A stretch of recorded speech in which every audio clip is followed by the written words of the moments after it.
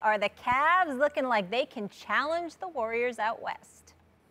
Well, it depends on your definition of challenge. I mean, can they show up and win a couple of games in an NBA final? Sure, no problem. But for every greatness or for every moment of greatness that you witness from LeBron James, I will remind you that some dude that just looked a bit rusty, like he hadn't played in a while, but still dropped 29 points the other day. His name is Kevin Durant, happened to be the NBA Finals MVP. That dude who averaged 35, he'll be waiting. There's some other dude. I'm trying to remember his name. It sounds similar to mine. I mean, I'm Steven. He's Steph Curry. Oh, that's him, who happens to be the best shooter on the planet. Okay, who's the best shooter that we've ever seen in the history of basketball. And oh, by the way, there's a third option. Some dude by the name of Klay Thompson, who may very well end up in the Hall of Fame himself, is one of the greatest shooters the game has ever seen. Those three alone, we'll be waiting. And so when we look at LeBron James, here's the question. Instead of looking at him and saying, well, you know what, if we're seeing more from the Cavs or whatever the case may be, bring me Dwayne Wade and how he dropped 19 points last night, coming off the bench, being a point guard, the orchestrator for the second unit, and how he sparked them. Give me Kevin Love, who dropped about 26 and 14 last night and continues to ball. Give me those guys, and okay, well, you know what, I'm going to pay attention. But when I look at LeBron, he's the same LeBron that averaged a triple-double in the NBA Finals. Over 30 points, by the way. So I'm thinking, how much better can you be? And you still went home in 5.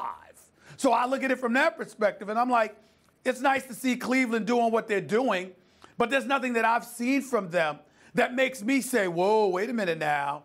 Golden State really needs to be concerned. I may feel different when I see the dynamic that Isaiah Thomas can bring to the table to add to that equation, but until I see that, I'm not really concerned. The answer is yes. Cleveland poses a threat, or at least the biggest threat to Golden State. The biggest Golden threat. State's going to win the Golden State's going to win the championship again. We all agree.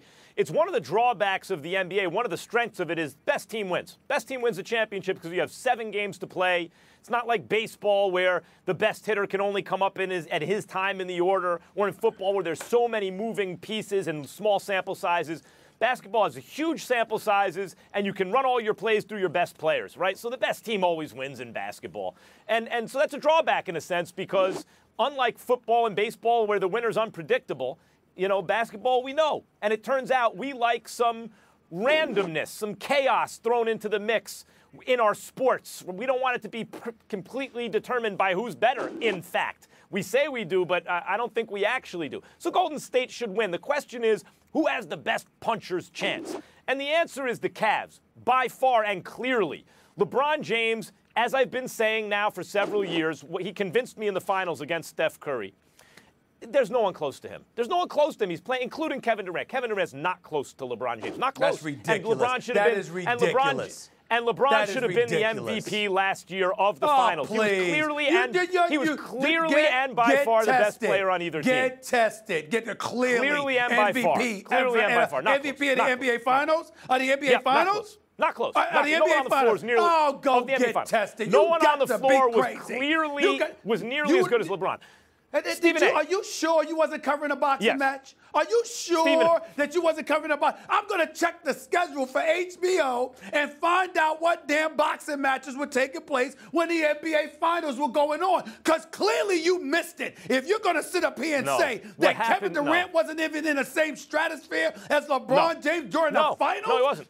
Oh, Kevin Durant had so much less to do than LeBron. Kevin Durant joined a 73-win team that had just taken LeBron to the last possession, basically, of Game 7. Numbers. It's a fact. Close. It was close. And what was it, Game 3 or 4? I think it was Game 4. Close game. Kevin Durant and those boys come back from a deficit. What happens? Kevin Durant pulls up from 3. Right in their face. Right in their face. All I'm saying is this. Kevin Durant averaged 35. Kevin Durant shot better than 50% from the field. I'm sorry. Who was guarding Kevin Durant half those times? You forgot forgot can't about guard. that? No one guards Kevin Durant. You can't guard Kevin Durant. Thank you. I'm not saying Kevin Durant's not great. Kevin Durant is great, but he ain't not LeBron. in the same stratosphere. I didn't say he was better, but he's not in the same stratosphere. No, they're not. No one's near LeBron. If you swapped KD and LeBron, we wouldn't even be having a conversation about Cleveland. What?